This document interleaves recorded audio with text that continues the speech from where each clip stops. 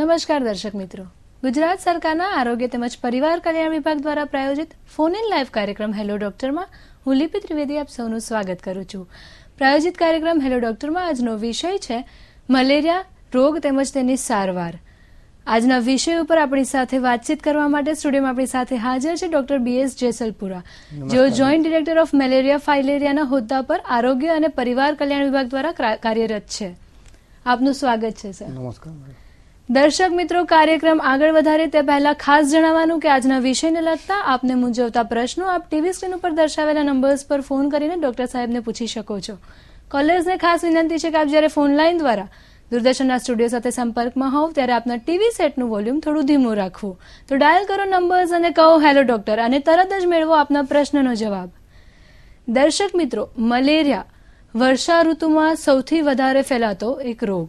મલેરિયાના કારણ, લક્ષણ, અટકાયત અને સારવાર સંબંધી વધારે માહિતી મેળવીશું ડોક્ટર સાહેબ પાસેથી. મલેરિયા કેવા પ્રકારનો રોગ છે ડોક્ટર સાહેબ એ જણાવશો, અને ખાસ કરીને ચોમાસામાં એટલે કે વર્ષા ઋતુમાં આ રોગ વધારે શા માટે ફેલાય છે? મેલેરિયા એક પ્રોટોઝોઆથી ફેલાતો રોગ છે.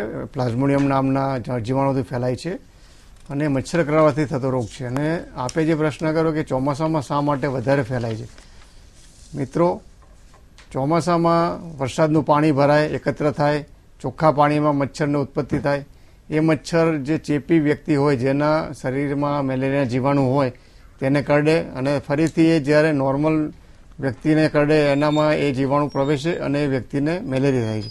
તમે જોશો કે અત્યારે પાણી ખૂબ પડતું હોય છે. ઘર પાસે ખાડાઓમાં, મોટા મોટા તળાવોમાં અને મોટી મોટી કેનાલોમાં પણ ખૂબ પાણી એકઠું થાય છે. તેમાં મચ્છરનો ઉપદ્રવ થાય છે. અને મચ્છર માટેની જે આ ઋતુ છે ચોમાસાની, એ ખૂબ આદર્શ ઋતુ છે. એમાં એને પૂરતો ભેજ મળી રહે છે, પૂરતું હવામાન મળી રહે છે. એમાં મચ્છરનો ઉપદ્રવ ઝડપથી થાય છે અને એનું જે લાઈફ સ્પાન કહીએ, મચ્છરનું જીવન, એ પણ વધી જાય છે. એના કારણે મેલેરિયા વર્ષા ઋતુમાં વધારે ફેલાય છે. જી ડોક્ટર સાહેબ, આપણી સાથે વિજયભાઈ ચાવડા જોડાયેલા છે ફોન લાઈન દ્વારા. એમનો સવાલ સાંભળીશું.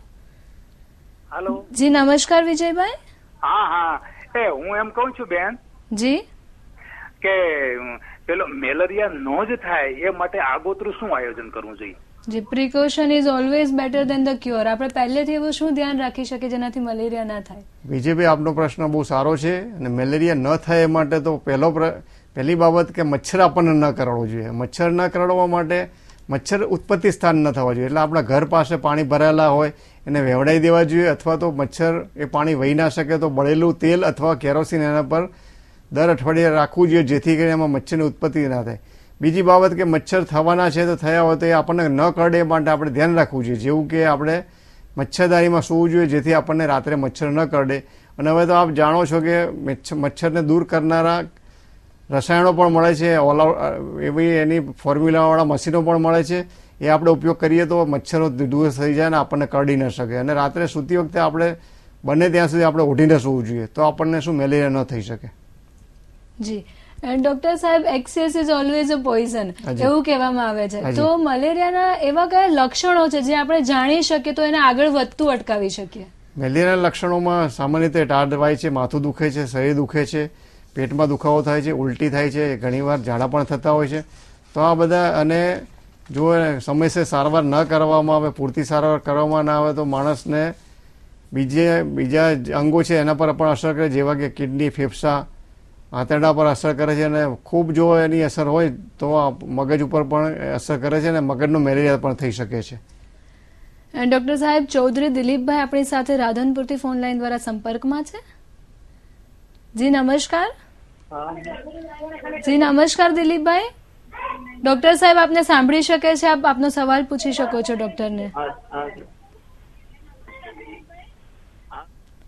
જી આપ સવાલ પૂછો. હાજી સાહેબ, આપણે કે વરસાદનું પાણી ભરાયેલું છે. હાજી જી. તો એના લીધે મચ્છર આવેલા છે. હા, તો એનો માટે શું કરવું પડશે? મચ્છર આવે છે વરસાદના પાણી ભરાવાથી, તો એનું શું નિદાન થઈ શકે? દિલીપભાઈ, પહેલો તો એક આપને વિનંતી કરીશ કે જો આપના ઘર પાસે પાણી ભરાયું હોય અને આપને જો શક્ય હોય તો બળેલું ઓઇલ અથવા તો કેરોસીન ઉપર નાખશો તો બીજા મચ્છરો ઉપદ્રવ ઓછો થશે. બીજું, જ્યારે મચ્છર થઈ ગયા છે ત્યારે મચ્છરદાનીમાં સૂવાનો પ્રયત્ન, જો મચ્છરદાની ઉપલબ્ધ હોય આપની પાસે તો મચ્છરદાનીમાં સૂવાનું રાખશો, રાત્રે સૂતી વખતે ઓઢીને સૂવાનું રાખશો, તથા માર્કેટમાં બજારમાં જે પેલા સાધનો મળે છે જેમાં મચ્છરનાશક રસાયણો હોય છે એનો પણ આપ ઉપયોગ કરી શકો છો, જેથી કરીને આપને મચ્છર કરડશે નહીં. ડોક્ટર સાહેબ જામનગરથી તરલાબેન આપણી સાથે જોડાયેલા છે, એમનો સવાલ જાણીએ. જી નમસ્કાર તરલાબેન. નમસ્કાર. જે આપનો અવાજ સંભળાઈ રહ્યો છે, આપ ડોક્ટર સાહેબને આપની મૂંઝવણ રજૂ કરી શકો છો. હા, મારો પ્રશ્ન છે, આંગણવાડી કાર્યકરો દ્વારા તાવના સમયે ગામડે ગામડે ક્લોરોક્વિનની ગોળીઓ આપવામાં આવે છે, પરંતુ ઘણી વખત તેઓને ઉંમરના પ્રમાણમાં ગોળીઓનો ડોઝનો ખ્યાલ નથી હોતો. તો અલગ અલગ ઉંમરના લોકો અને બાળકો માટેના ડોઝ જણાવવા વિનંતી અને કેટલા દિવસ માટે આપવી જરૂરી? જી, તમે બહુ સારો પ્રશ્ન કર્યો. અમારો પ્રયત્ન હંમેશા એવો હોય છે તરલાબેન કે અમે દરેક આંગણવાડી વર્કરને તથા આશા વર્કરોને અમારા જિલ્લા મેલેરિયા અધિકારીના માધ્યમ મારફતે અમે એની જે દવાની સૂચિ છે એનું દરેકનું એક પત્ર અમે ગુજરાતીમાં આપીએ છીએ, જેથી કરીને તેઓ એ પ્રમાણે એની સારવાર આપી શકે છે. જેમ કે એમાં ઉંમરમાં એવું છે કે 1 વર્ષથી નાનું હોય કે 1 થી 4 વર્ષનું એને 1 ગોળી આપવામાં આવે છે, 4 થી 9 વર્ષ સુધીમાં 2 ગોળી આપવામાં આવે છે, 9 થી 15માં 3 ગોળી, અને 15 થી મોટા જે પુખ્ત વયના કહેવાય એને 4 ગોળી મેલેરિયાની આપવામાં આવે છે. એમાં 250 મિલીગ્રામની ગોળી આવે છે, અને એમાં જે ક્લોરોક્વિન નામનો પદાર્થ હોય છે, જે મૂળભૂત પદાર્થ, એ 150 મિલીગ્રામ હોય છે.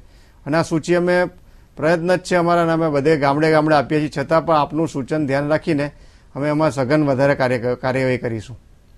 ડોક્ટર સાહેબ ખૂબ જ સરસ માહિતી આપી. આપે લક્ષણો જણાવ્યા અગાઉ મલેરિયાના, તો આપણે એનું નિદાન કેવી રીતે કરી શકીએ? શું શક્ય રીતો છે જેનાથી આપણે એનું નિદાન કરી શકીએ? મેલેરિયાના નિદાન માટે 2 પદ્ધતિ છે. એક તો એનો લોહીનો નમૂનો લેવાનો હોય છે. આપણે કાચની પટ્ટી પર જ્યારે તાવ આવતો હોય છે અથવા તાવની ફરિયાદ કરે છે ત્યારે કાચની પટ્ટી પર 2 પ્રકારના નમૂના લેવામાં આવે છે, જાડું સ્તર અને પાતળું સ્તર, અને એમાં મેલેરિયાના જીવાણુ દેખાતા હોય છે. અને બીજી આરડી કીટ આવતી હોય છે. એમાં આરડી કીટમાં એ લોહી મારફતે તરત જ 5 મિનિટમાં એનું નિદાન થાય છે. એમાં 2 પ્રકારની કીટ આવે છે. એકલો ફાલ્સીફેરમની પણ કીટ આવે છે, અને વાયવેક્સ એટલે કે સાદો મેલેરિયા અને ઝેરી મેલેરિયા બંનેની પણ કીટ આવે છે. અને લોહીના નમૂનાનું પરીક્ષણ કરીને આપણે એનો નિદાન કરતા હોઈએ છીએ. ડોક્ટર સાહેબ આપણી સાથે નિલેશભાઈ પ્રજાપતિ જોડાયેલા છે, એમનો સવાલ જાણીએ. જી નમસ્કાર નિલેશભાઈ.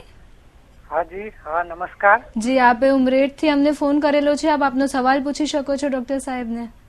હા, ડોક્ટર સાહેબને હું એમ જણાવવા માંગુ છું કે મચ્છર કરડવાથી મેલેરિયા થાય છે, એના સિવાય બીજા કયા કારણો છે જેનાથી મેલેરિયા થઈ શકે છે? હા, બહુ સારો પ્રશ્ન છે. મચ્છર કરડવાથી થાય છે, તથા મેલેરિયાનું દર્દી હોય અને એનું લોહી લેવામાં આવે એટલે કે રક્તદાન કરવામાં આવે, અને રક્તદાનનો જે સમય હોય ત્યારે એના જીવાણુ હોય, અને એ તાજું લોહી જો બીજા વ્યક્તિને ચડાવવામાં આવે તો એ જીવાણુઓ જેને લોહી આપવામાં આવ્યું હોય છે એને મેલેરિયા થઈ શકે. આ બીજી પદ્ધતિ, આ રીતે પણ મેલેરિયા ફેલાઈ શકે. જી ડોક્ટર સાહેબ, આપે વાત કરી સાદો મલેરિયા અને ઝેરી મલેરિયા વિશે, તો બીજા અન્ય કોઈ એવા પ્રકાર છે મલેરિયાના, અને છે તો કયા કયા? મેલેરિયામાં 2 પ્રકાર જ છે મુખ્યત્વે, જે આપણે ગુજરાતમાં જોવા મળે છે. સાદો મેલેરિયા એટલે પ્લાઝ્મોડિયમ વાયવેક્સ, અને ઝેરી મેલેરિયા એટલે પ્લાઝ્મોડિયમ ફાલ્સીફેરમ. બીજા રાજ્યોમાં જોવા મળે છે પ્લાઝ્મોડિયમ ઓવેલી અને મેલેરી, પણ આપણા ગુજરાત રાજ્યમાં 2 રોગ જણાતા નથી. બરાબર છે. ડોક્ટર સાહેબ, સમગ્ર ભારતમાં મલેરિયાનું પ્રમાણ કેટલું, ખાસ કરીને જો ગુજરાતમાં જોવા જઈએ તો ગુજરાતમાં મલેરિયાનું પ્રમાણ કેટલું છે? હું મેલેરિયાના પ્રમાણની વાત કરું ગુજરાતમાં, તો છેલ્લા 7-8 વર્ષથી વાત કરું તો અગાઉ અને છેલ્લા ગુજરાત રાજ્ય જ્યારથી સ્વતંત્ર થયું, એટલે કે ગુજરાત રાજ્યની સ્થાપના થઈ ત્યારથી વાત કરું તો ભૂતકાળના જે વર્ષો હતા, અગાઉ 75માં લગભગ મેલેરિયાના 4 થી 5 લાખ કેસ થતા હતા. છેલ્લા 2 વર્ષની વાત કરું તો આખા રાજ્યમાં મેલેરિયાના જે પોઝિટિવ કેસ છે એમાં ખૂબ જ ઘટાડો થયો છે, અને સમગ્ર રાજ્યમાં છેલ્લા 60 વર્ષમાં નીચામાં નીચા સ્તરે આપણે મેલેરિયા લઈ જઈ શક્યા છીએ. ગત વર્ષે 44,000 કેસ પોઝિટિવ નીકળ્યા હતા મેલેરિયાના, અને એના આગલા વર્ષે 41,000 કેસ પોઝિટિવ નીકળ્યા હતા. અને મેલેરિયામાં એક સાયકલ હોય છે, દર 7-8 વર્ષે ઘટાડો થાય છે, ત્યારબાદ કુદરતી રીતે મેલેરિયાના કેસોમાં વધારો થતો હોય છે. જી ડોક્ટર સાહેબ, જો આપણે વાત કરીએ અત્યારે વર્ષા ઋતુની, તો સરકારશ્રી દ્વારા એવા કયા પગલાં લેવાઈ રહ્યા છે જેનાથી આ મલેરિયાનું જે પ્રમાણ છે એ ઘટાડી શકાય અથવા મલેરિયાને અટકાવી શકાય? મેલેરિયા ઘટાડવાનું જે રાજ્ય સરકારનું જે નિયંત્રણ કાર્યક્રમ કરે છે એમાં પહેલો તો ઉત્પત્તિ સ્થાન એટલે કે જે બ્રીડિંગ સોર્સ, એટલે કે મચ્છર ન થાય એનું પ્લાનિંગ અમે કરીએ છીએ. એમાં મોટા સ્ત્રોતમાં બાયોલાર્વિસાઇડ નામનું લિક્વિડ અથવા તો એનો પાવડર આવે છે, અમે એનો છંટકાવ કરીએ છીએ, બળેલું તેલ નાખીએ છીએ અને મોટા મોટા તળાવો જળાશયો હોય એમાં ગપ્પી ફિશ નામની માછલી મૂકીએ છીએ. જે માછલી મચ્છરના જે ઈંડા હોય છે, ઈંડા બાદનું જે લાર્વા કહેવાય એટલે કે પોરા કહેવાય, એ પોરા ખાઈ જાય છે. એટલે આ તબક્કે અમે કામ કરીએ. પછી બીજી વાત આવી, ડોક્ટર સાહેબ આપણે આગળ વાત કરીશું. પહેલા આપણે ફોન કોલ અટેન્ડ કરી લઈએ. આપણી સાથે વસંતભાઈ જોડાયેલા છે અમરેલીથી, એમનો સવાલ સાંભળીશું. જી નમસ્કાર વસંતભાઈ. વસંતભાઈ આપનો અવાજ બિલકુલ સંભળાઈ રહ્યો છે. આપ ડોક્ટર સાહેબને આપનો સવાલ પૂછી શકો છો. એમાં એવું છે કે અત્યારે હાલ મારા જે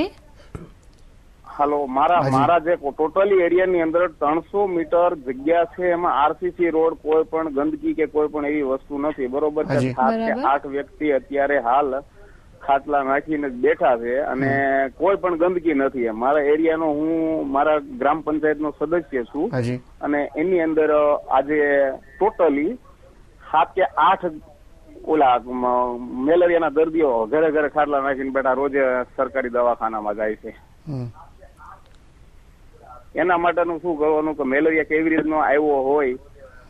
બરાબર. આપને હું મારા માધ્યમથી આપને જણાવું છું કે 7 થી 8 જે દર્દીઓ છે આપણા વિસ્તારમાં, એ તમામનું નિદાન પ્રાથમિક આરોગ્ય કેન્દ્ર અથવા તો પેટા કેન્દ્રના બહુલક્ષી આરોગ્ય કાર્યક્રમ એટલે કે મલ્ટીપર્પઝ હેલ્થ વર્કર એટલે કે પુરુષ જે કર્મચારીઓ હોય છે એની પાસે લોહીના નમૂનાનું નિદાન કરાવી લો આપ પહેલાં.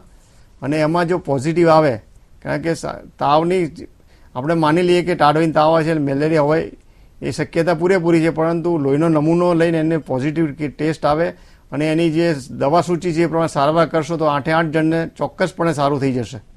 ચોક્કસપણે આપની માહિતી કોલરને ઉપયોગી હશે સર. આપણી સાથે લક્ષ્મણભાઈ સોલંકી જોડાયેલા છે, આપણે જાણીએ એમનો સવાલ શું છે. જી નમસ્કાર લક્ષ્મણભાઈ.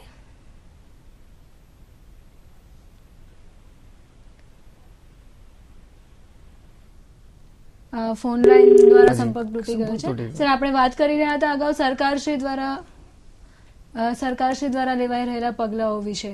આપણે પોરાનાશક કામગીરીની વાત કરી અને આ રીતે કરવામાં જે નાના સ્થળો છે ઘરમાં મચ્છરની ઉત્પત્તિ માટે ટેમીફોસ નામનું દ્રવ્ય આવે છે, એનો ઉપયોગ સરકાર કરે છે.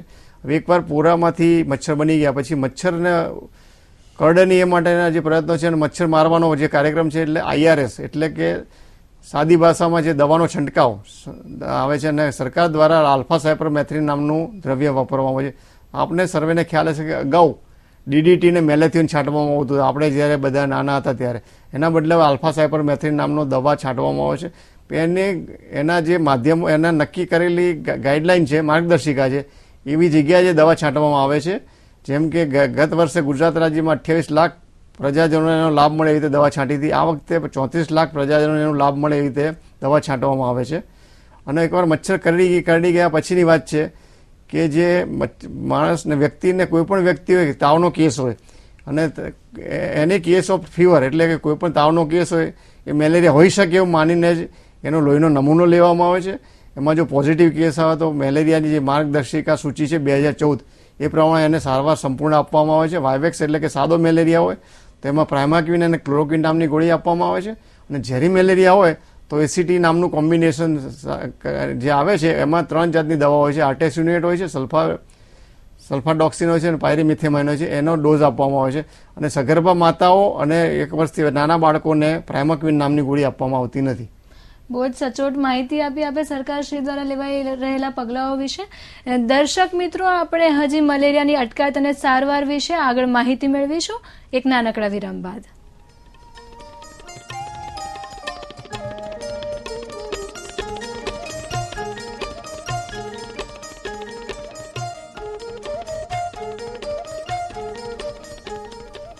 વિરામ બાદ સ્વાગત છે આપ સૌનું પ્રાયોજિત કાર્યક્રમ હેલો ડોક્ટરમાં. આજનો વિષય છે મલેરિયા રોગની અટકાયત તેમજ તેની સારવાર. સ્ટુડિયોમાં આપણી સાથે હાજર છે ડોક્ટર BS જેસલપુરા. તો સર આપણે અગાઉ વાત કરી સરકારશ્રી દ્વારા જે પગલાં લેવાઈ રહ્યા છે તે વિશે. તો ખાસ કરીને ફ્લડ અફેક્ટેડ જે એરિયા છે એમાં સરકારશ્રી શું વધારે ધ્યાન આપી રહી છે? સરકાર દ્વારા ફ્લડ અફેક્ટેડ એરિયામાં ખાસ કરીને તાવના કેસ શોધવા એ ખૂબ અગત્યનું છે. એટલે કે અમારી ભાષામાં ઘરે ઘરે ફરીને અને જે દર્દીઓ આરોગ્ય કેન્દ્રમાં આવે છે એનું તાવનો કેસ હોય તો એનું તાત્કાલિક નિદાન કરવામાં આવે છે અને તાત્કાલિક એને સારવાર આપવામાં આવે છે.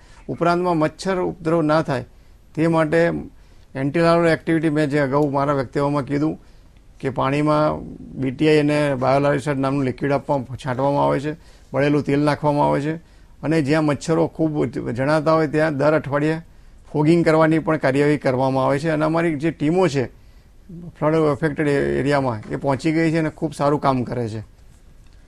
ડોક્ટર સાહેબ દીપકભાઈ દરજી આપણી સાથે જોડાયેલા છે થરાદથી, આપણે સવાલ સાંભળીશું. જી નમસ્કાર દીપકભાઈ. હા નમસ્કાર મેડમ, દીપકભાઈ દરજી બોલું છું થરાદથી. જી આપનો સવાલ શું હું છે? એવું કહેવા માંગુ છું કે મેલેરિયાને અટકાવવા માટે એમ કોઈ ઘરગથ્થુ ઉપચાર કે આયુર્વેદિક દવા થઈ શકે કે નહીં એમ? જી ખૂબ જ સરસ સવાલ છે આપનો.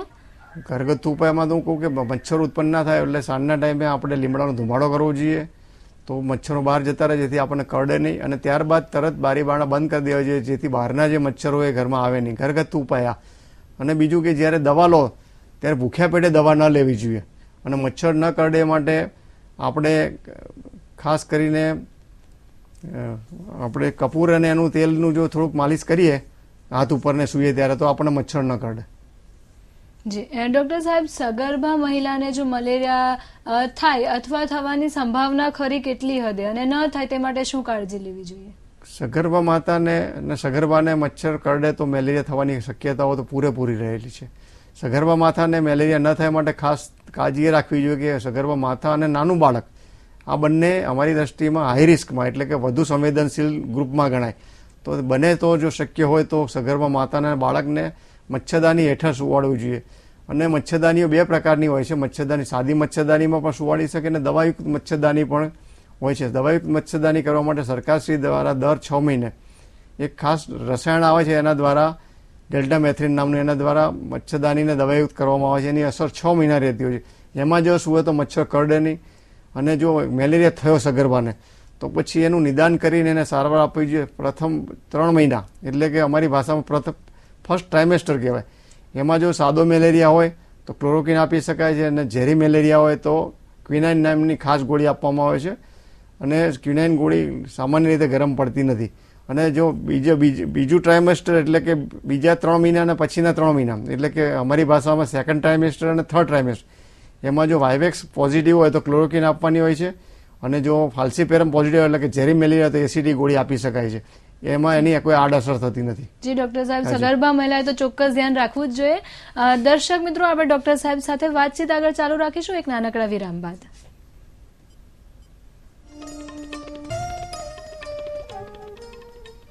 સ્વાગત છે આપ સૌનું વિરામ બાદ પ્રાયોજિત કાર્યક્રમ હેલો ડોક્ટરમાં. આજનો વિષય છે મલેરિયા રોગની અટકાયત તેમજ સાવચેતી. સ્ટુડિયોમાં આપણી સાથે હાજર છે ડોક્ટર BS જેસલપુરા. સર, આપણે વાત કરી સરકારશ્રીના પ્રોગ્રામ્સ અને એમના દ્વારા જે કાર્યક્રમ થઈ રહ્યા છે તેના વિશે. આપણે આગળ વાત કરી તે પહેલા આપણે ફોન કોલ અટેન્ડ કરી લઈએ. આપણી સાથે જોડાયેલા છે ગણપતભાઈ થરાદથી. જી નમસ્કાર ગણપતભાઈ. બોલો બોલો મેડમ. જી આપનો પ્રશ્ન શું છે, આપ ડોક્ટર સાહેબને જણાવી શકો છો. હા હેલો. જી જી બોલો. હા મેડમ, કીધું મારો પ્રશ્ન એ છે સાહેબ જોડે કે સાહેબ ને કેવું કે અત્યારે વરસાદ અમારા થરાદ બાજુ વધારે બરાબર અને વરસાદના કારણે પાણીની અંદર મચ્છર થયા. મચ્છર ઈ નાના બાળકોને કરડે છે. ઈ નાના બાળકોને કરડવાથી તાવ આવે છે. એના મચ્છરને અટકાવવા માટે આપણે શું પ્રયત્ન કરવા જોઈએ? જે આપણે હમણાં સગર્ભા મહિલાની વાત કરી, બાળકો માટે શું બાળકો માટે અને સામાન્ય રીતે દરેક પ્રજાજન માટે મચ્છર તો દરેક વ્યક્તિને કરડવાનો છે. એ ઉંમર જોતો નથી. બાળકોને કરડે, સગર્ભાને કરડે, માતાને કરડે, પુરુષને કરડે, સ્ત્રીને દરેકને કરડે.